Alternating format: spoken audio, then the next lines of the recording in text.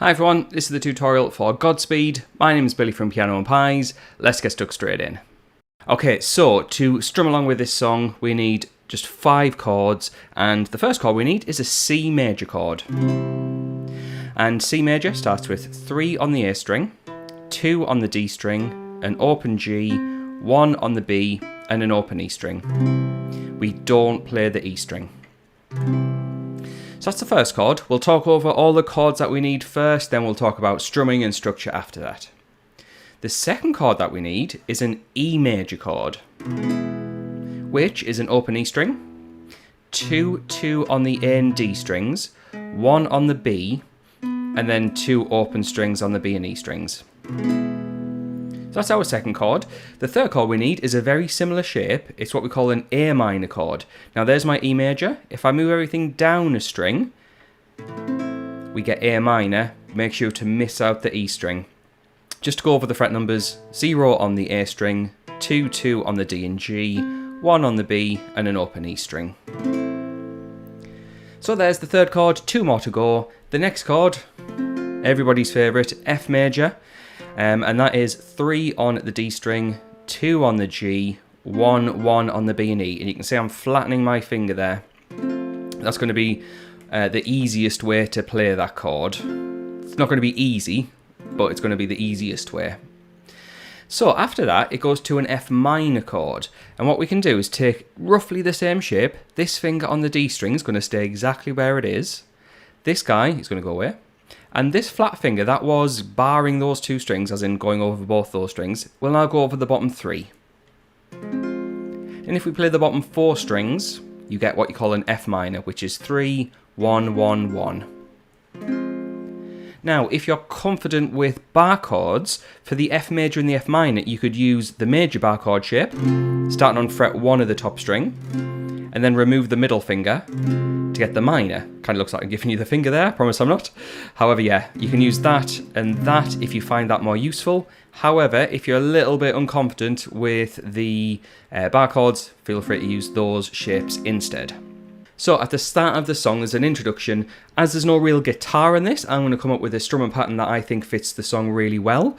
And for every chord, what I'm going to do is have this strumming pattern, which slowly is down, down, up, up, down, down, down, up. And if you're counting along with that, it would be 1, 2, 3, 4. And I'm going to play that set of strumming pattern for every chord. However, for the F and the F minor, we're going to share that rhythm. So you can see I went from F major to F minor. So now let's play through the set of chords that we've got so you can hear how it all fits together. So starting with C major, E major, A minor, F major, F minor. So like I said, as there's no real guitar parts in this, you can take your own liberty of how you strum it and how you want to play it. Now, the kicker is for this song, it's the same 5 chords over and over and over. However, if you want the chord chart for this, which has all the chords with the full structure, as well as the chords and the lyrics matched up so you know exactly what words go with which chords, then head on over to Patreon, where I've wrote everything out professionally, and it saves you from trying to write it out yourself or potentially make a mistake when you're trying to memorize it. And you can get it just for the cost of a coffee, and you get 300 plus other songs, plus a bunch of other songs from this artist as well. Now, as much as we're cycling between the same chords over and over for this song, we can change how we strum it. So if you want some ideas on right-hand strumming, then use this. For the verse, you could sustain the chords. And all I mean by that is playing the chord once and letting that sound ring out, like this. 1, 2, 3, 4. 2, 3, 4. 2, 3, 4. 1, 2, 3, 4. So let's say you're singing and playing at the same time and you want a bit of variety in what you're doing. for the verses, that might be a really good idea. Another idea is when we're playing the chords, let's say in a more lively part, let's say the chorus, what you could do is not just strum the chords, but break them up like this.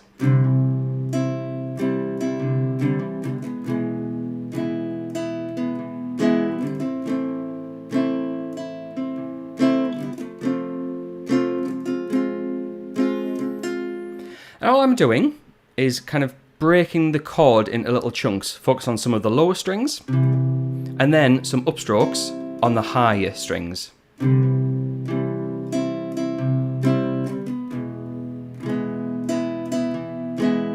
So the upstrokes with the higher strings work really well for this kind of song. Some chord techniques is hammering on some notes. You might have noticed it in that previous example. My C chord, I was hammering on my middle finger. Look, I'm giving you the finger again. So yeah, for the C chord, you could do things like this. A really small detail.